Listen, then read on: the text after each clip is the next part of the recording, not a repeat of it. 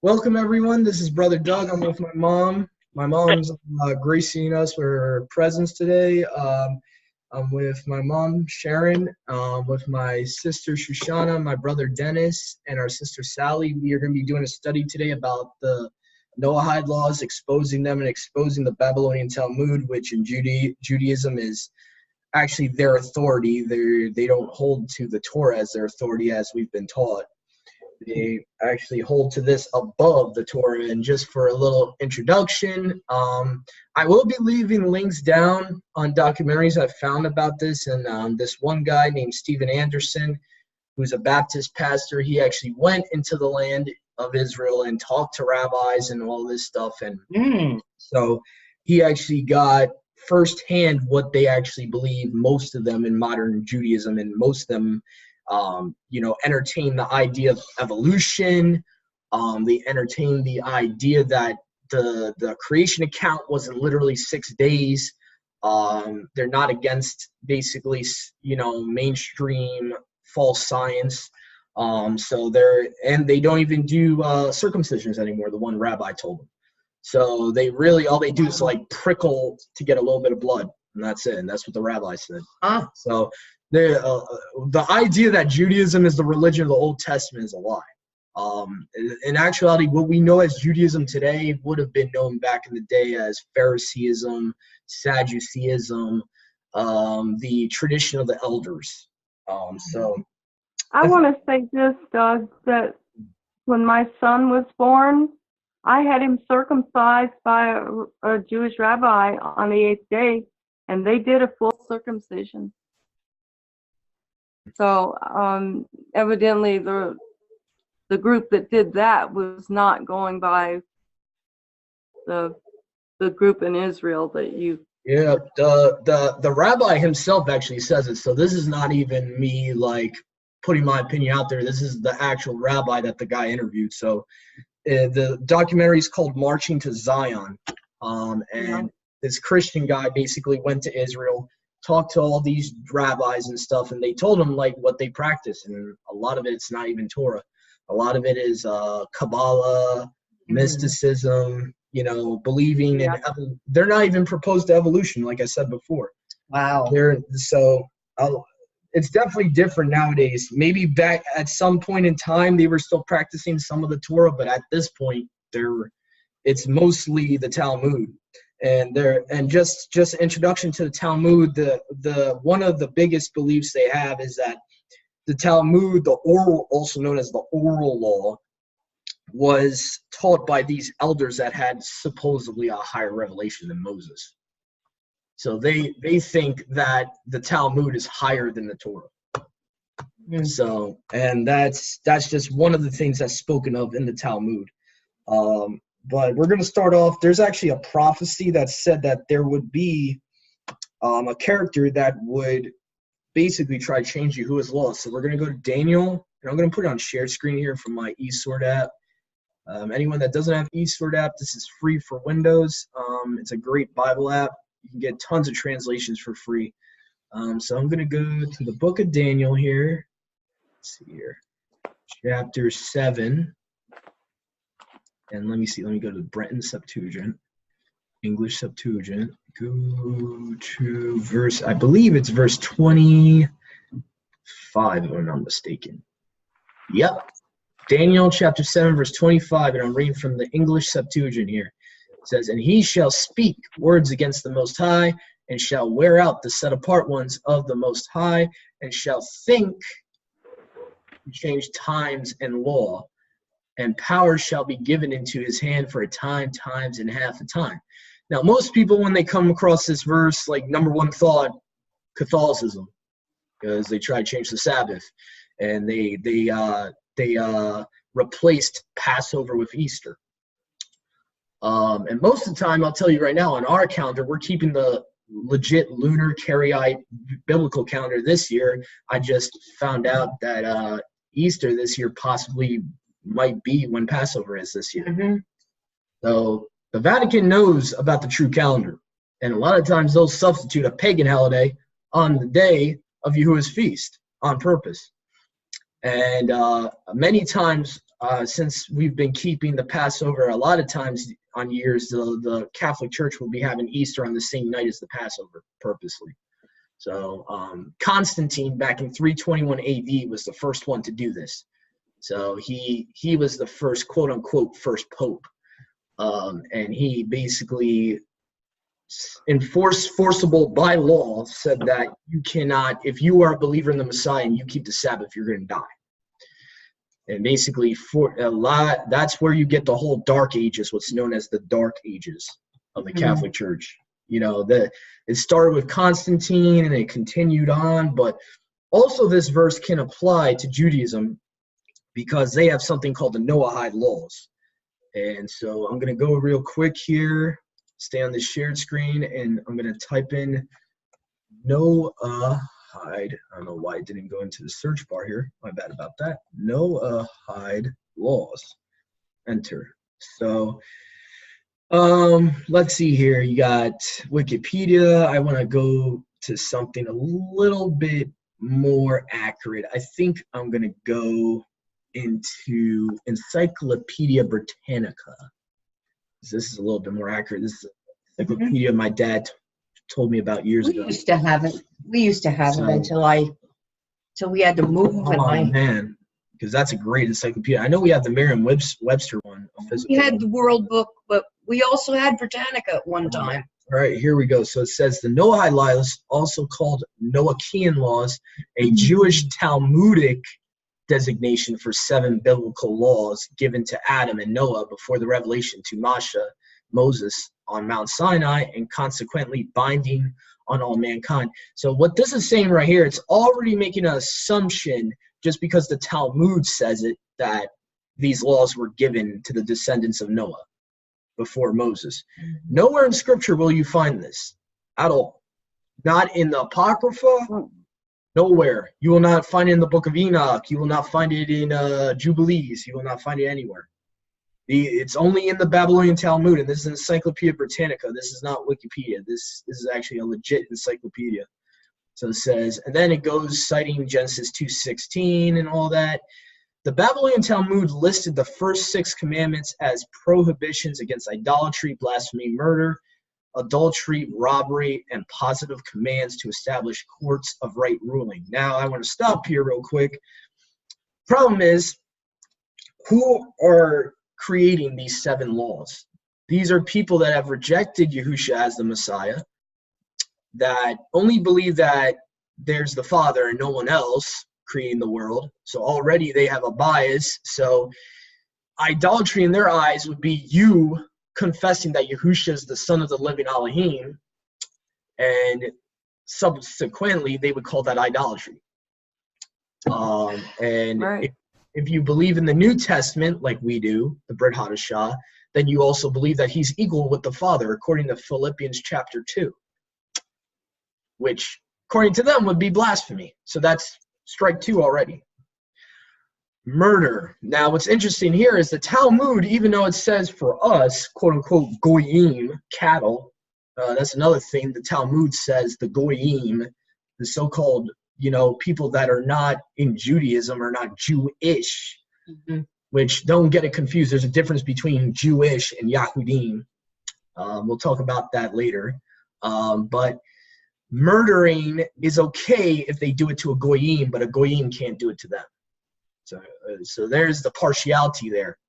So basically, they can kill a goyim, what they would call someone like me or my mom or anyone that's not a Khazarian or Ashkenazi. Anyone that's not their ethnicity would be a goyim. I'm just laughing looking at these Yeah, advertisements. I try to ignore it because there's nothing you can do. Google does that all the time. So basically, anyone that's not their ethnicity, they would consider cattle. Goyim actually means cattle in the Talmud. And so they would just consider us basically slaves to them, and they could kill us and nothing would happen to them. So that's just partiality right there. Adultery. Now, what's weird is we can't commit adultery, but they can be committing pedophilia according to the Talmud. So where's the logic in that one?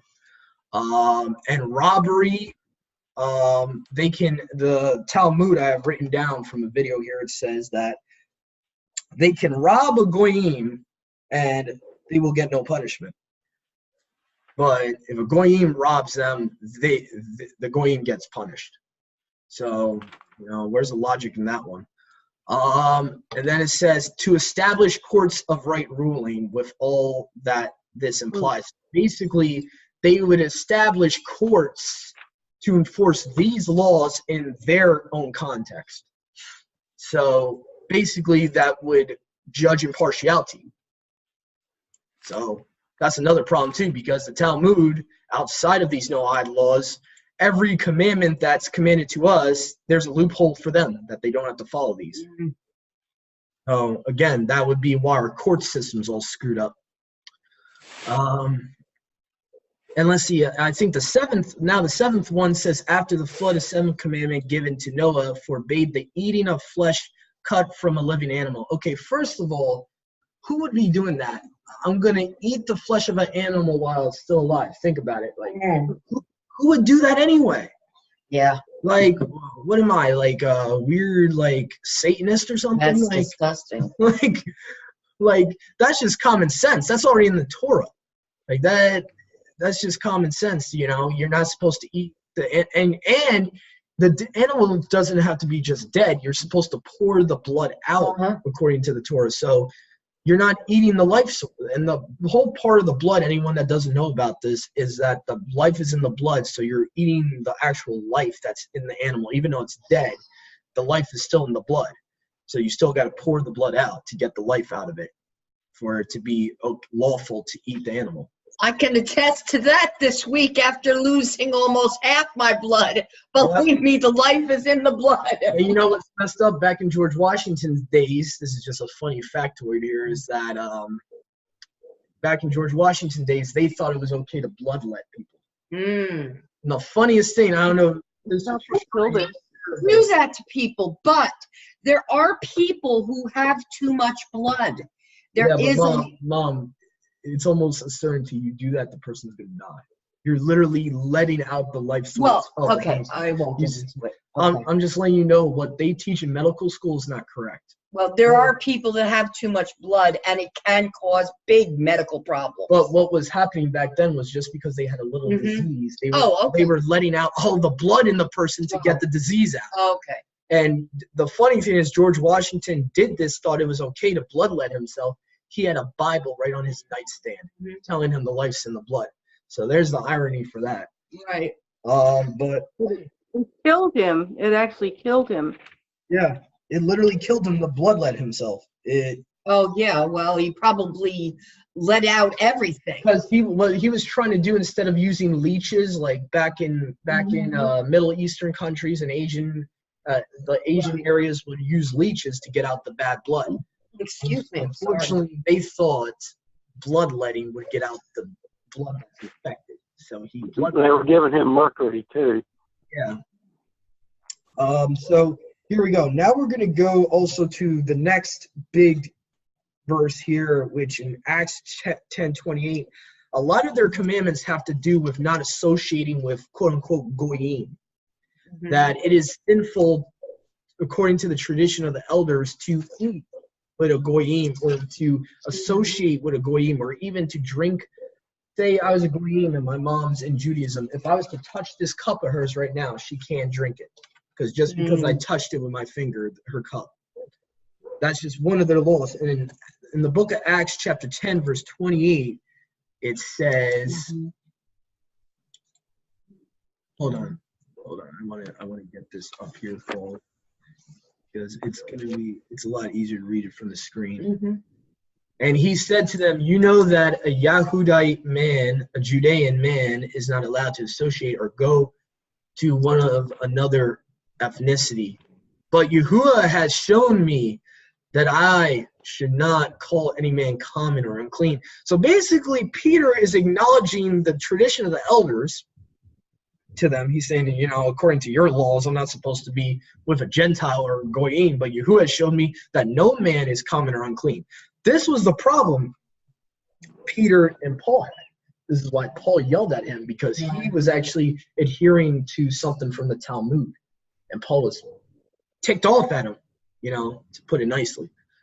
He's like, what are you doing? What's wrong with you? How are you going to be, a witness to the Yahudim, to preach Messiah to them when you're doing this? You're holding to satanic traditions like that, And so it's because they were raised in that stupid culture that if you're not an Israelite, they look at you like you're a dog or an animal. Yeah.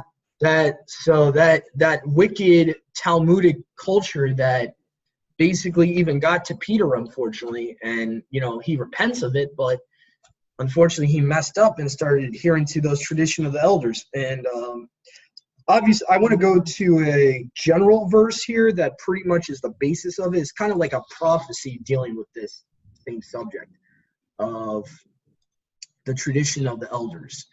So we're going to go to the Bren Septuagint here, Isaiah 29 verse 13, and this is where Yahusha quotes from in the New Testament. So this is how we know that the Septuagint was the Apostles' Old Testament.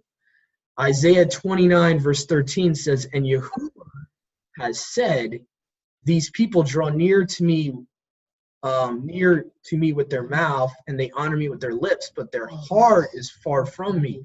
But in vain do they worship me, teaching the commandments and doctrines of men. Now, that's word for word, verbatim. That was Isaiah 29:13. Shalom, Sister Sadie.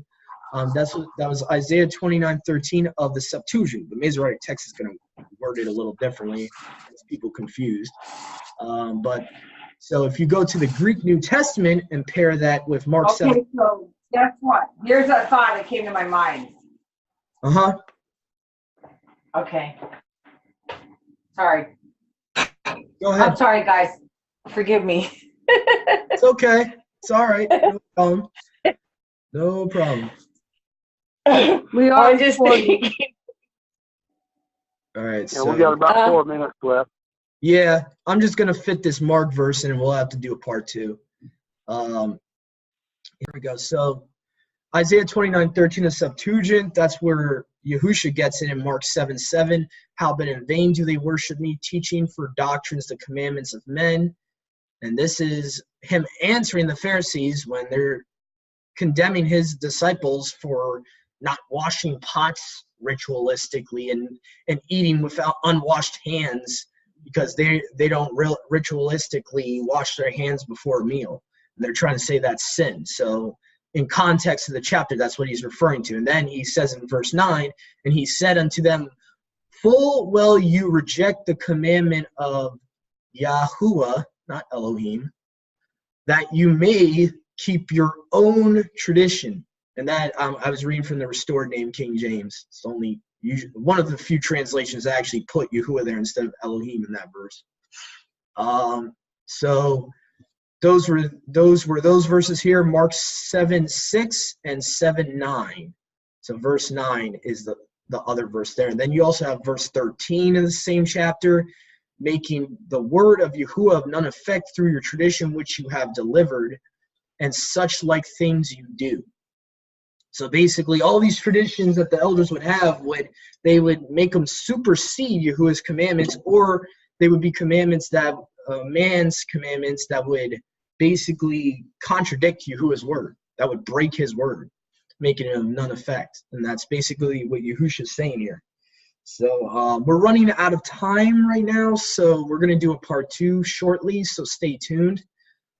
This is Brother Doug, sign off with my mom Sharon, my sister Shoshana, our brother Dennis, our sister Sadie, and our sister Sally. Shalom. Stay tuned for the part 2. I don't see the morning here. That's weird.